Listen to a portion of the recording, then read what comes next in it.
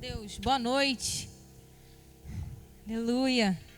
Não pelo que vejo, mas pelo que creio eu fixo os meus olhos no Autor e Consumador da minha fé. Não pelo que vejo, diga isso.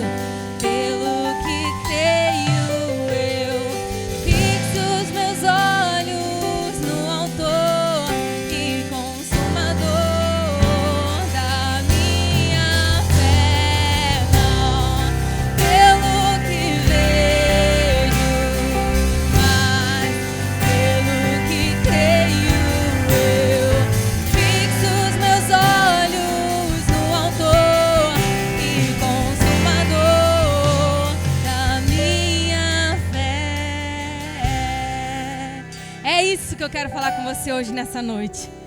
Eu quero falar sobre fé sem a pretensão nenhuma de esgotar esse assunto aqui em poucos minutos. Mas enquanto eu orava pelo culto de hoje, enquanto eu orava por você que está aí nos assistindo, enquanto eu orava por mim mesma, para que eu trouxesse a mensagem, exatamente a mensagem que nós estamos precisando em Deus, o Espírito Santo me moveu muito, muito. Nós até rimos lá, né? Eu e o pastor Marlon, 4 horas da tarde, um pulo, entendi. Deus falou algo muito especial no meu coração e eu espero que você seja altamente cheio, renovado, restaurado nas suas emoções, restaurado no seu coração, restaurado na sua mente, em nome de Jesus. Deixa eu te falar uma coisa sobre o que o pastor Marlon falou aqui. Pastor Marlon falou que nós fomos enviados para casa, né? E nós estamos em casa e é um tempo de Deus, esse tempo em casa. E enquanto ele falava aqui com vocês, eu estava me lembrando da praga que passou lá no Egito, enquanto o povo de Deus estava lá. E aí a praga passou e muita gente está falando sobre esse texto na internet também. E eu queria lembrar você sobre isso. Que Deus falou para as pessoas ficarem nas suas casas.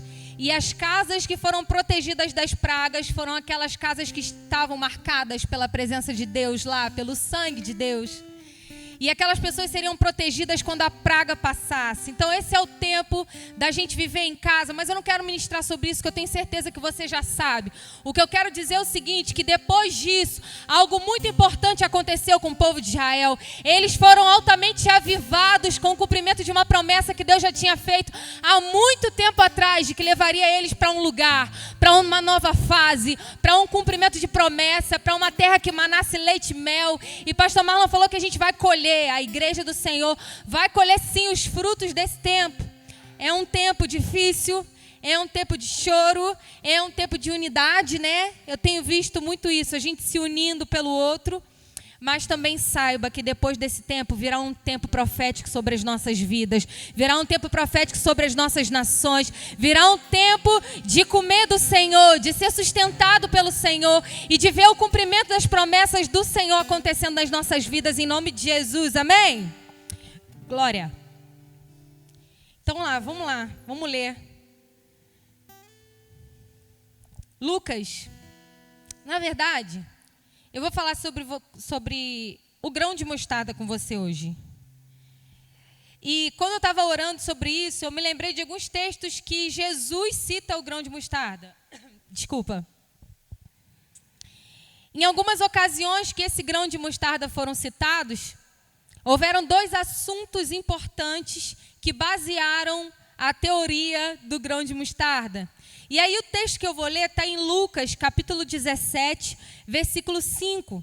Mas sobre o grão de mostarda é falado em Mateus 13, em Marcos 4, em Lucas 13, em Lucas 17, em Mateus 17. Em muitos lugares é mencionado o grão de mostarda. Mas o texto especial que eu quero ler com vocês é esse aqui. Olha o que diz Lucas 7, 5. Os apóstolos pediram ao Senhor, repete comigo, eles pediram ao Senhor. Isso. Aumente a nossa fé. E Jesus respondeu: se a fé de vocês fosse como uma semente de mostarda, vocês poderiam dizer a essa amoreira: arranque-se pelas raízes e vá se plantar no mar. E ela obedeceria. Glória a Deus. Senhor, muito obrigado por essa palavra, muito obrigado por esse dia incrível, muito obrigado porque nós estamos aqui reunidos em família e o Senhor continua falando conosco através da Tua palavra, que a nossa fé pode ser aumentada em Ti. Eu te peço uma bênção especial sobre a nossa mente, que a gente esteja receptivo para tudo aquilo que Deus quer ministrar ao nosso coração e nos convencer nessa noite, em nome de Jesus. Amém. E aí, antes de ler o texto, eu estava falando com você sobre as vezes que o grão de mostarda é mencionado, né? E tem dois temas principais que Jesus usa para tratar com a analogia do grão de mostarda. Ele primeiro fala sobre o seu reino. Ele compara o reino dele ao grão de mostarda plantado, a semente de mostarda. E aí ele vem desenrolando, né, explicando para os discípulos o que significa o reino dele. Então essa é a primeira vez, é a primeira fase, é a primeira ocasião que Jesus vem explicar sobre o grão de mostarda. E o segundo tema que Jesus trata com o grão de mostarda é o tema da nossa fé. Então eu quero me ater nessa noite à nossa fé.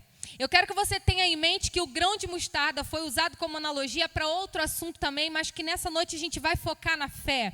Só que olha que coisa interessante. Esse texto que eu li com você são os discípulos pedindo para Jesus aumentar a fé deles. E Mateus 17:20, que é um outro lugar que está falando sobre fé e não apenas sobre o reino de Deus, diz assim, Mateus 17:20, por qual motivo não nos foi possível expulsá-lo? Está acontecendo uma coisa específica onde eles estavam. Tinha uma pessoa que estava endemoniada, e aí os discípulos oraram por aquela batalha espiritual, para aquela expulsão de demônio. Eles não conseguiram que isso acontecesse. Eles ficaram frustrados e chegaram perto do mestre e perguntaram, Senhor, mas por que a gente não conseguiu? Porque logo que essa pessoa foi levada até Jesus, Jesus deu uma ordem e esse demônio saiu. E aí eles estavam querendo saber o que foi que aconteceu, o que nós fizemos de errado, por qual motivo não foi possível expulsá-lo. E aí Jesus responde, por causa da pequenez da vossa fé. E ele continua dizendo, pois com toda certeza vos afirmo que se tiverdes fé como um grão de mostarda, direis a esse monte, passa daqui para acolá, e ele passará, e nada será nada. Repete comigo, nada, nada, nada vos será impossível. Deixa eu te chamar a atenção só para uma chave que o Espírito Santo ministrou ao meu coração, que eu vou seguir falando sobre fé mais à frente, mas eu queria que você pegasse essa verdade aqui. Os dois elementos que Jesus usa, hoje a gente está falando muito sobre agricultura, né? Não vou fazer a piada que eu fiz lá no meu Instagram, mas eu queria te chamar a atenção para o primeiro texto em Lucas capítulo 17. Jesus fala assim, se você der ordem a essa amoreira, ela vai sair com raiz e tudo daqui, vai se plantar lá no mar. Por que Jesus usa a amoreira como exemplo? Nessa época que a amoreira era símbolo de robustez, era símbolo de... Quando permanece assim, como é que fala, gente? Esqueci agora. Longevidade. Eita, Jesus, lembrei. Longevidade, por quê? Diziam naquela época que essas raízes sobreviveriam por cerca de 600 anos. Então era uma raiz forte, era uma raiz bem plantada, era uma raiz profunda, era uma raiz com vitalidade, com força, e era praticamente impossível você arrancar uma árvore dessa pela raiz. Era mais fácil você cortar, isso é culturalmente falando, né? E é por isso que Jesus fala. E nesse texto, capítulo 17, ele está tratando sobre perdão.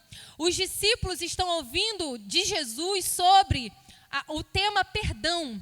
E aí, quando Jesus está falando sobre perdão com eles, ele fala sobre uma raiz que pode ser arrancada por meio da fé. Eu não sei se você está entendendo sobre isso. E aí ele termina o texto dizendo assim, e ela obedeceria. Quando a gente está falando sobre mandamento, a gente está andando no campo da obediência. Quando a gente fala sobre raiz de males que estão no nosso coração, a gente não sente simplesmente o desejo e não anda na possibilidade de manter aquilo dentro de nós. A gente simplesmente arranca pela fé e lança fora para outro lugar.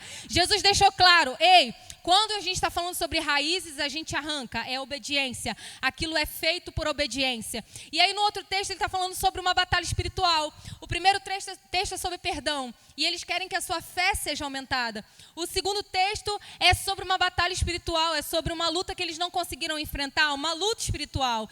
E quando Jesus olha para isso, Jesus usa a figura do monte. Isso é a figura de uma barreira, é a figura de um obstáculo, algo que precisa ser transposto, sabe? E aí quando Jesus está falando sobre espiritualidade, ele fala sobre o campo do impossível, ele fala dentro do sobrenatural, porque o texto termina dizendo assim, e nada vos será impossível. Quando a gente está andando no campo da impossibilidade ou da possibilidade, a gente está decidindo entre o sobrenatural ou o natural. E Jesus fala, olha, contra coisas espirituais, a fé de vocês vai se mover no campo do espiritual. A fé de vocês não pode ser pequena. E aí que engraçado, Jesus é incrível, né? Ele fala que os discípulos não conseguiram resolver esse problema espiritual porque a fé deles é pequena demais. E ele compara uma fé que pode andar no sobrenatural, que pode fazer coisas incríveis e extraordinárias com um grão de mostarda. Eu não sei se vocês já viram alguma vez um grão de mostarda, mas a primeira vez que eu fui ministrada sobre isso, a minha discipuladora trouxe um grão de mostarda para mim. Eu vou dizer para vocês, é algo tão... É praticamente do tamanho da cabecinha de um alfinete. Vocês conhecem um alfinete? Então, o grão de mostarda tem a mesma espessura que uma cabeça de alfinete. É ínfimo, é pequeno demais. É uma coisa muito irrelevante para fazer coisas tão grandes como essas que Jesus estava ministrando. Mas aí que está a chave dessa noite. Muitas pessoas entendem esse versículo, esses textos, dizendo que basta ter uma fé muito pequena para realizar coisas grandes. Tá bom, você pode se acostumar, você pode se sentir satisfeito se a sua fé é pequena, porque basta uma fé pequenininha para fazer algo grande. Jesus falou sobre isso, só que eu quero dizer para você que não era sobre o tamanho da fé que Jesus estava dizendo. Jesus estava falando que a nossa fé seria como uma semente. E eu quero ministrar nessa noite para você o que funciona, o que se relaciona a uma semente. E nos outros textos vocês podem ver que Jesus fala também, em Marcos capítulo 4, se eu não me engano é no capítulo 4 que ele fala assim, sobre plantar essa fé, sobre plantar essa semente. E diz que a menor das sementes faz uma das maiores árvores, que a árvore da mostarda, ela pode chegar a 4 metros de altura. Então é mais um reforçar de que Jesus não está falando sobre o tamanho de fé, sobre o tamanho do grão, ele está falando como funciona o grão, como funciona a fé. E é por isso que às vezes a gente olha para a nossa fé e vê nada acontecendo, a gente acha que a gente tem fé nenhuma, quando na verdade a gente está comparando o tamanho da nossa fé e não a forma que a nossa fé opera. Não sei se você está entendendo isso. Muitos não entendem o que Jesus quis dizer com essa afirmação. Mas a beleza, a graça, é que Jesus fala em Marcos mesmo, capítulo 4, a menor das sementes produz algo muito grande.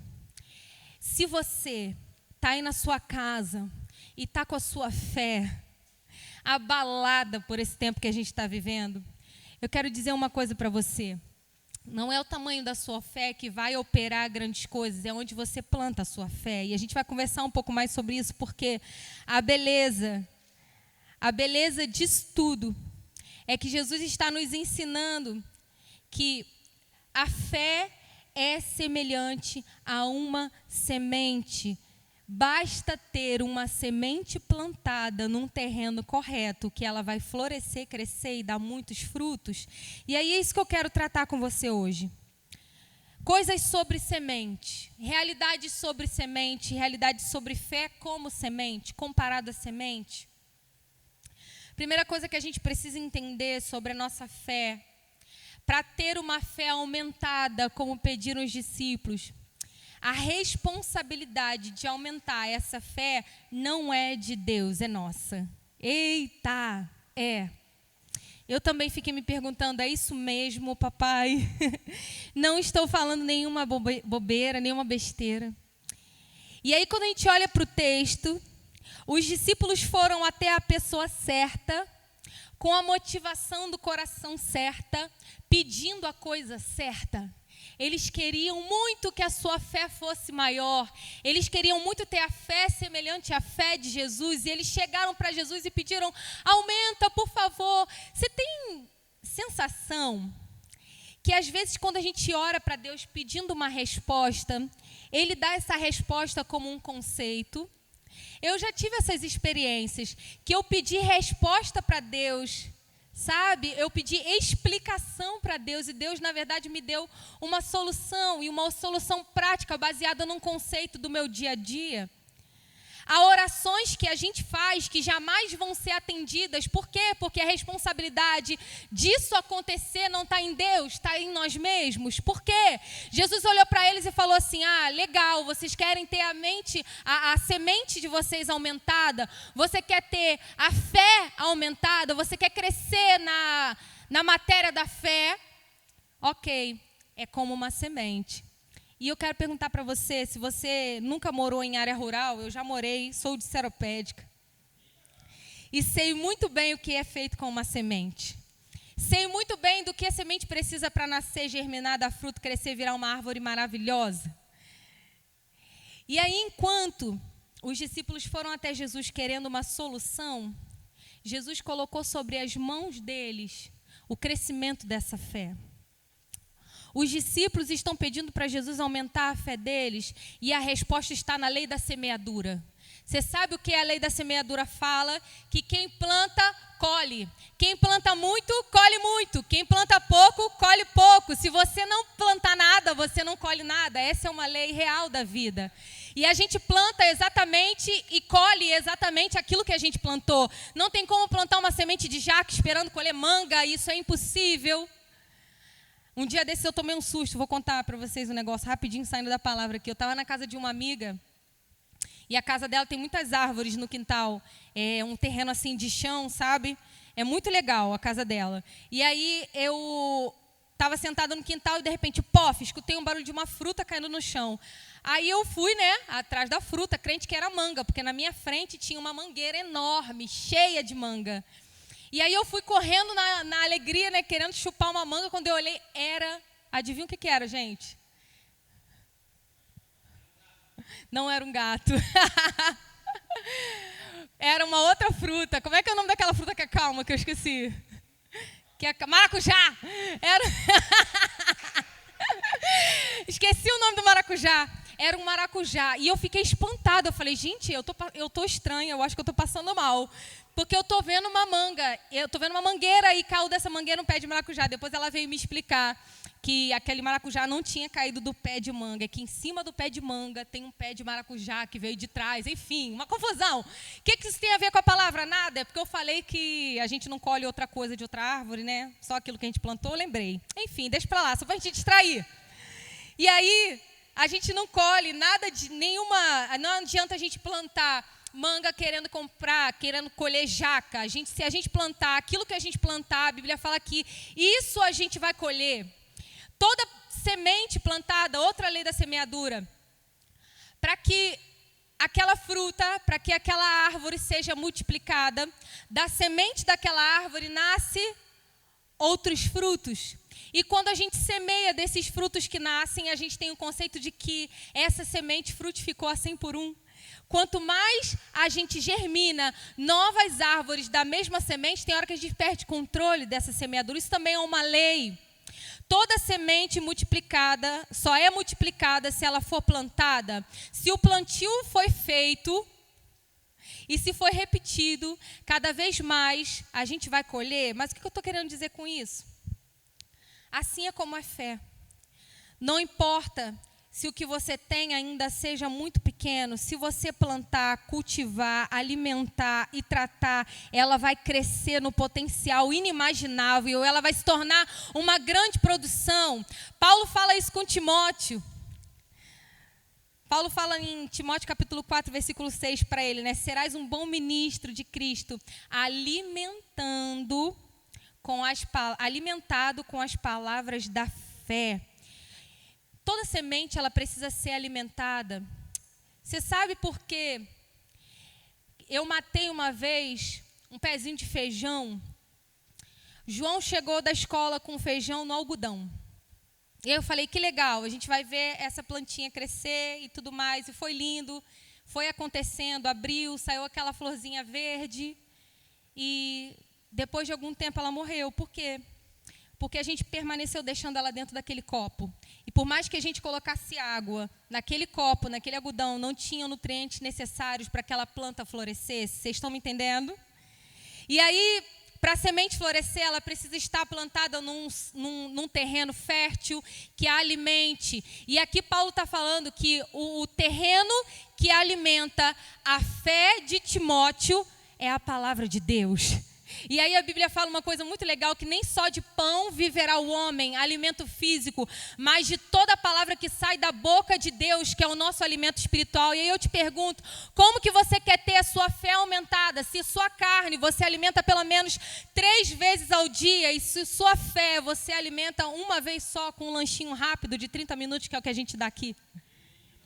Está na hora de ter a fé aumentada, mas para ter a fé aumentada, ela precisa ser alimentada. E uma das boas maneiras de alimentar a sua fé é enchendo a sua cabeça e o seu coração das palavras que saem da boca do seu Deus. Deus ainda fala. Deus ainda fala. Agora, acontece que a gente tapa a boca de Deus, fechando as nossas Bíblias, e quer que alguém conte para nós das coisas que Deus quer revelar para mim e para você. Está na hora de abrir a sua Bíblia, está na hora de abrir a sua Bíblia e ser recheado, ser alimentado, ser nutrido pela palavra de Deus, em nome de Jesus. Aleluia! Vós, porém, amados, edificando-vos na fé santíssima, orando no Espírito. Eu quero falar uma outra maneira de alimentar também a sua fé. Paulo fala aos Coríntios que o dom de línguas é para edificação pessoal. Sim, Judas fala que a gente pode se edificar a nossa fé orando no Espírito. Sabe o que isso me remete? Ao secreto. Isso me remete a estar orando direcionado pelo Espírito, estar orando em línguas também, por que não? Então, uma das maneiras de alimentar a sua fé é, primeiro, nutrindo ela com a palavra, e segundo, tendo um relacionamento com o Espírito Santo através da oração. Há um crescimento para a fé. A Bíblia fala que, 2 Tessalonicenses, lá Paulo fala para eles assim, a fé deles crescia muitíssimo. Você pode ler lá em 2 Tessalonicenses 1:3. Então é possível que a sua fé cresça, é possível que ela seja alimentada, é possível que ela dê frutos, é possível crer de maneira mais concreta daquela que a gente está crendo agora. Então, primeira coisa, é responsabilidade nossa fazer com que essa fé cresça, alimentando e nutrindo através da palavra e do relacionamento com o Espírito Santo. E segundo, importa em que terreno a gente planta. E é isso que eu quero te falar nessa noite também, que é uma coisa muito especial. O problema da fé está muito relacionado em que a gente crê.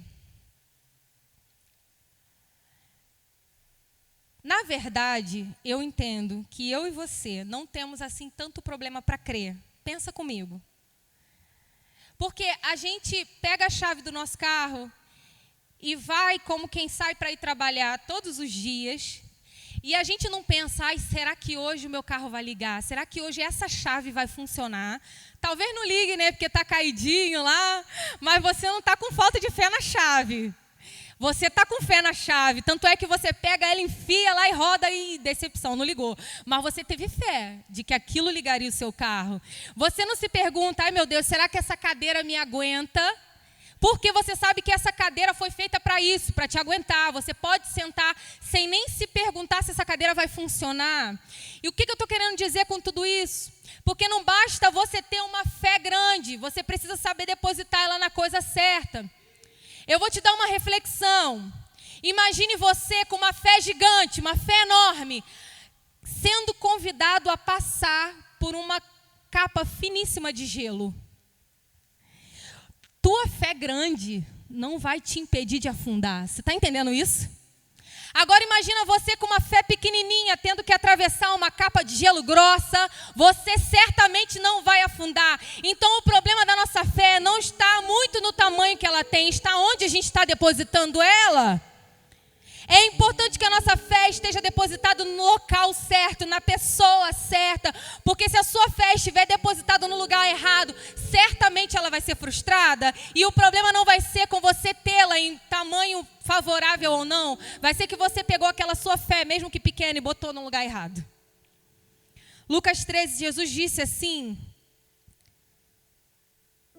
com o que o reino de Deus é parecido? Que comparação posso usar?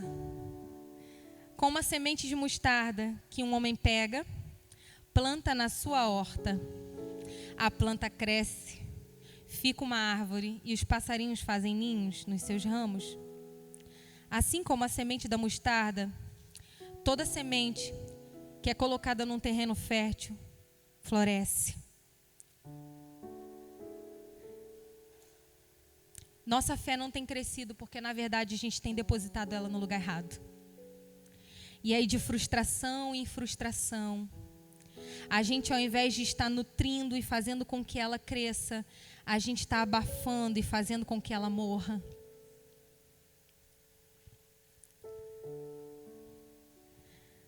E aí tem alguns personagens na Bíblia, estou terminando, prometo, que depositaram a sua fé no lugar errado.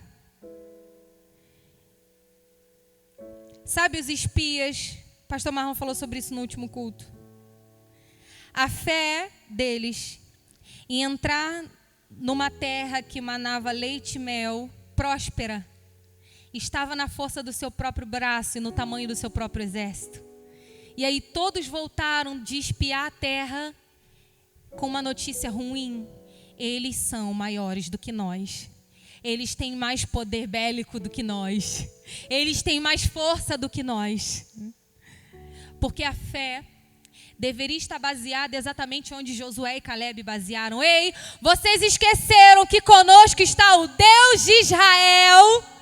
Você esqueceu quem é aquele Deus que nos livrou de muitas outras batalhas, que com mão forte nos tirou das mãos do Egito, da escravidão de Faraó. Vocês esqueceram que enquanto a gente andava pelo meio do deserto, a gente não passou fome, porque do céu o Senhor nos alimentava. E esqueceram de quando a gente teve sede, o Senhor fez brotar da rocha água limpa. Esqueceram que quando a gente chegou no local amargo, águas amargas não foram suficientes para nos saciar. E Ele nos levou até Elim, lugar de refrigério e paz e descanso. Ei, vocês esqueceram que nós servimos ao Deus de Israel Todo-Poderoso? Sabe? Não basta só ter uma semente. É preciso plantá-la no terreno fértil. Não é no terreno da circunstância. A circunstância atual não define o crescimento da tua fé. Porque quando a gente olha para a situação de caos, a gente só consegue ver solução no nosso braço. Já falei sobre isso. 2 Coríntios 5:7 fala que a gente não anda por vista, a gente anda pela fé. A gente não anda por aquilo que a gente vê, a gente anda por aquilo que a gente acredita. Sua capacidade pessoal não vai te ajudar a passar por nenhuma crise, nem aumentar a sua fé. O que vai te ajudar isso são as palavras que saem da boca do seu Deus. É colocar sua fé naquele que pode todas as coisas. Sabe o que Deus falou?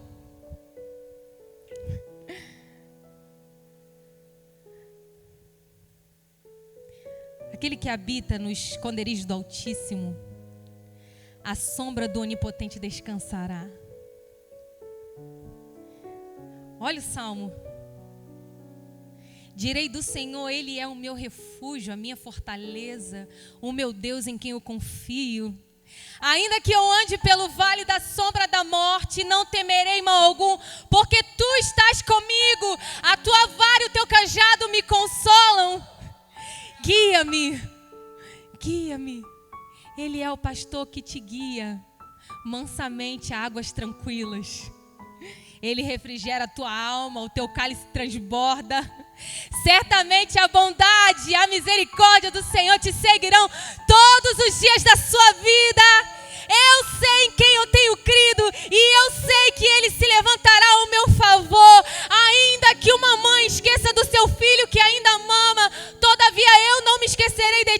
diz o Senhor dos Exércitos: elevo os meus olhos para o monte, de onde me vem o socorro. O meu socorro vem do Senhor, que fez os céus e a terra. Ele não permitirá que eu tropece. O meu protetor se manterá alerta. Sim, o protetor de Israel não dormirá. Ele está sempre alerta. O Senhor o protegerá de todo mal. Protegerá a sua vida. Ele protegerá a sua saída e a sua entrada, desde agora e para sempre. 1000 cairão ao seu lado, 10.000 à sua direita, mas você não será atendido. O Senhor é o meu escudo, é a minha fortaleza, o meu Deus em quem eu confio. Ele é o meu Deus. Ele é o meu Deus. E a tua palavra, a palavra dele me garante que eu posso confiar. 1 Pedro 1,23 diz que nós fomos regenerados por uma semente. E essa semente é incorruptível. Sabe o que é essa semente incorruptível? É a palavra de Deus. E eu encerro essa mensagem te dando um conselho. É tempo de depositar a sua fé na pessoa certa. É tempo de fazer com que ela cresça por meio das palavras que saem da boca do seu Deus. E as palavras que saíram da boca do seu Deus estão na Bíblia, revelada, acessível, disponível para mim e para você. Chegou a hora, igreja. Chegou a hora da gente se converter dos nossos maus caminhos, da gente se lembrar de onde a gente caiu, voltar e praticar as primeiras obras. Chegou a hora da gente se lembrar que a palavra do Senhor é quem nos fortalece. Ei, está na hora de desligar o som das notícias e ligar o som do céu. Quais são as palavras de vitória que o Senhor tem sobre Israel nesse momento? Aleluia.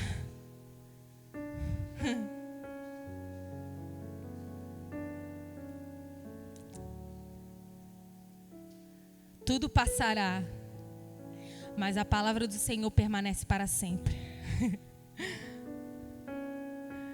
Pode vir praga, pode vir o sol do meio-dia. A Bíblia garante que debaixo de suas asas nós estamos seguros. E você que está aí me ouvindo, onde você tem colocado a sua fé? Nós estamos abalados, porque a nossa fé está sendo semeada num terreno de gelo fino. Se a tua fé estava no mercado de trabalho, se a tua fé estava no mercado financeiro, se a tua fé estava na força dos teus bens, se a tua fé estava na tua saúde, se a tua fé estava no seu carro, se a sua fé estava nas coisas que você conquistou na sua vida profissional, na sua vida acadêmica, quero te dizer uma coisa: a sua semente de fé, ela não vai germinar, ela não vai crescer. Precisa de um terreno fértil para isso. E esse terreno é o Deus vivo. É a palavra de Deus. Está na hora da gente voltar o nosso coração para aquilo que é incorruptível. Tudo passa, mas a palavra do Senhor permanece para sempre. Então eu quero te convidar. De repente você está aí e está se sentindo perdido porque você não tem essa certeza de pertencimento a Deus. Você não tem essa certeza de que Deus está com você. Ou melhor, você não tem a certeza de que você está com Ele.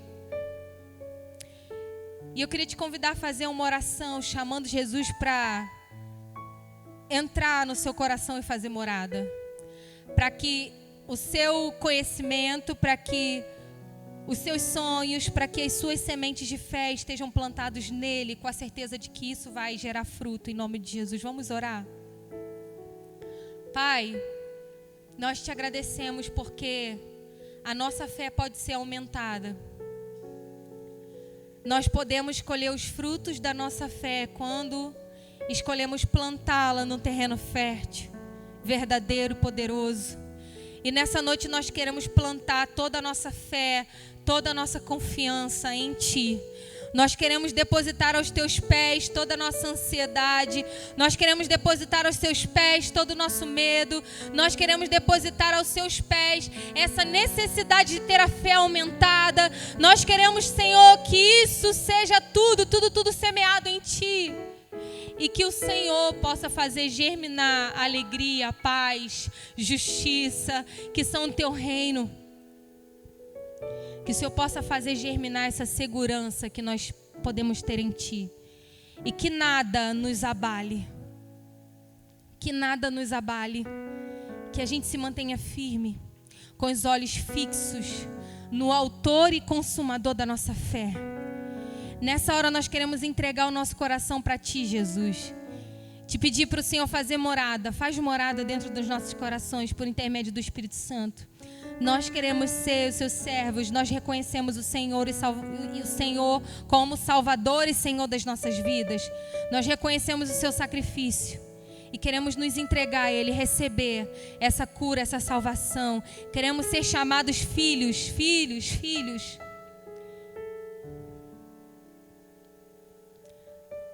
Aleluia. Se você fez essa oração pela primeira vez, entregando a sua vida a Jesus, vai aparecer um número aí. E aí você pode entrar em contato com a gente. Vai ser uma alegria muito grande te receber na nossa família Dunamis. Só uma coisa que eu quero te pedir nesse tempo, que você não pense que você está só. Nós estamos aqui como igreja para te acolher, para te receber. E Jesus está de braços abertos para te receber, independente de onde você tenha andado. Ele te aceita da forma que você está agora. A transformação vem por meio dele, o crescimento vem por meio dele. Acabei de ministrar isso. Então, em nome de Jesus, decida seguir a Jesus, decida andar seguro com Jesus, tá? Que Deus te abençoe, que a sua fé seja fortalecida, em nome de Jesus. Glória a Deus. Palavra abençoada. Muito bom. Como o pastor Diane falou, se você que está aí agora em casa nos assistindo esse culto, cultuando com a gente, né? Cultuando com a gente, você tomou uma decisão nessa noite de se reconciliar com o Senhor, ou você tomou uma decisão nessa noite de caminhar com o Senhor, liga para o número que apareceu aí do acolhimento da nossa igreja e a gente vai fazer contato com você, tá bom? Que você possa ter uma semana abençoada. Terça-feira a gente vai estar, hoje, domingo, após o culto aqui, uns 10 minutinhos, daqui uns 10, 15 minutinhos a gente vai estar na live com os pastores, tá? Os pastores da Dunamis, na live no Instagram. Então entra lá, Dunamis Igreja, e participa com a gente. Pode levar perguntas sobre essa palavra, a pastora Dilene vai estar respondendo. Pode falar o que te tocou mais nessa palavra, contar algum testemunho, pedir oração. Vai lá conversar com a gente, tá bom? Na terça a gente vai ter live às 17 horas também com convidados. A gente vai estar divulgando aí amanhã. E quarta-feira a gente te espera aqui de novo, no YouTube e no Facebook, para o nosso culto online às 20 horas, tá bom? Que a graça, o amor de Deus esteja com você, te acompanhe essa semana e eu te vejo quarta. Em nome de Jesus, amém. Tchau, tchau.